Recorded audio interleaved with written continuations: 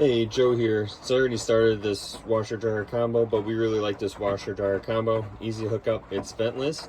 So it just hooks up power and then your hot and cold water as well as your drain. And then you just push the power button here on the top right. And then this knob turns to select one of the preset settings so it lights up. You also have a mic cycle that you can set as well. So you can make your own custom presets as well. And then this top left drawer opens up. You've got your soap, your softener, and then the pre-wash soap dispenser to the right of that. So you can fill those up. They're all ready to go. And then this is a front loader. So you open up the front, load your linens in there, close it up, and then the start pause button is here on the bottom right. So you push that to start it. It tells you how much time on the screen that's going to take for you to do your wash. I have it set to do a heavy bulk load, so that's 5.5 hours to wash and dry.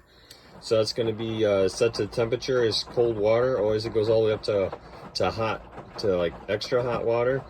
You can set your spin cycle, which is set to high because we have a heavier load. And then the soil, you've got a low, medium, and heavy. So we have that set to heavy. And then the dry is set to a normal dry. Always you can turn off the dry to have a no dry or extra dry. So it gives you a lot of functionality. You also have a delay and you have a time save as well. So you can delay it by a couple hours if you want.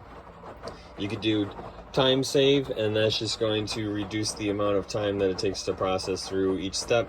But like I said, it will wash it, dry it, and then it'll ding when it's done. You can also turn off the ding so it doesn't make noise when it's done. And then there's also a child safety feature on here. So if you hold down the delay and temp at the same time for 3 seconds, that'll lock all the buttons and everything on here in the knob, so then that way it can't be changed once it's started. That's great if you have little kids. Once it starts, it does lock the door as well, so you can't open the door. It does swing from right to left, so handles on this side and it swings open to the left. So that's how this one is designed.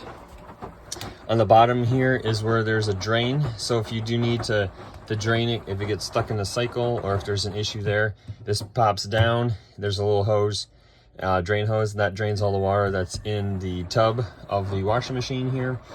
So that takes care of that. And then next to it, there's a circle cartridge, which is a quarter turn, slides out. You just want to clean that once a month because that gets full of lint, being that this is also a dryer. And then you just slide back in, quarter turn back, and then you're good to go.